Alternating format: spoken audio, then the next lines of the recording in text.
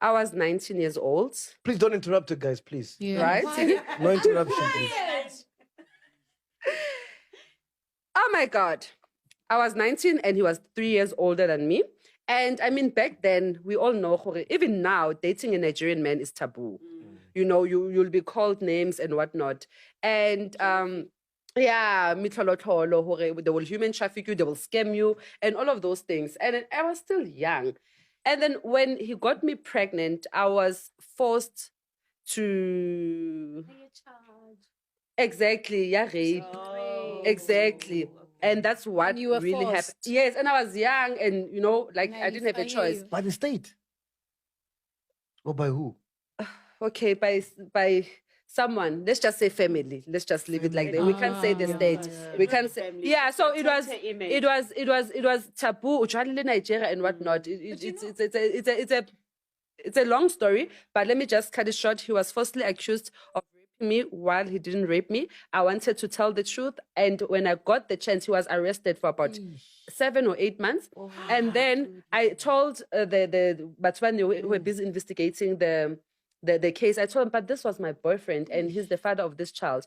And then they said to us, okay, we need to wait for the child to be born. And if the DNA test comes positive or he's the father, then out of this case. Should he be lying, he's the father of the child, or he impregnated you while he didn't, as an example, he will be sentenced. And then the baby was born. They took the swab, go maternity ward, and they took a swab, and the DNA test came back positive. Okay? You know what's sad? Then they let him go, guys, and then he went out. No. Yeah, and then he went out. Immediately when he came out, he went to Europe. Because obviously, like... Yeah, it's traumatized. He was traumatized. And he came here because South Africa, he was not even a year old in South Africa. Brother. He was still fairly new in South Africa, you know? His mother had to sell her shop for the lawyers and, all of those things. Mama had shop married at that time. And the honest truth, I told my beast husband that the father of my first child has passed away. So tell me, now I'm living a reality. My stories are a reality. Tell me if there's no woman who has done that and say, maybe, for example, I don't want to talk about the father. I'll just tell the new husband, oh, Papa, it happens. We understand. So whether people judge me for that, that's my story, and I'm going to own up to it. And then I said to him to do the Papa, because I didn't want to go into the... How do I tell another man for Maga? How do I go back and relive what I want to bury, what happened years back? And when the baby grew up, I said, your father passed away. And I didn't want to discuss this sensitive issue because I believe it's a sensitive issue. And then Guy, when he reached out to me and the late, yes, she saw the conversation. He has been trying to reach out to me since 2020.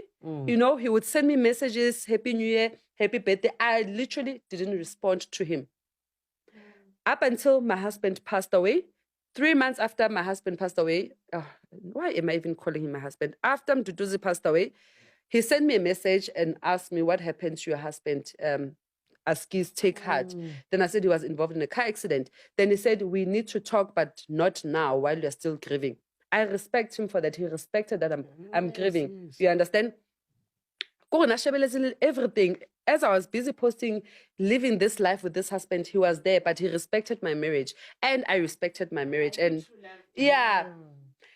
And by the way, I broke his virginity. Oh! So... Those are the best! So I forgot to mention that before he left, he actually engaged me. He bought a ring for me. He proposed when I was 19. He proposed, and then he wanted address ko gae. Ke tlo tsho jwang ko gae ba sa mo batle, do you understand? Then, what else did I want to say? Yeah, he proposed to me, and then, he left. So his only crime was being born in a different country. Yeah. But you know, Tabaya,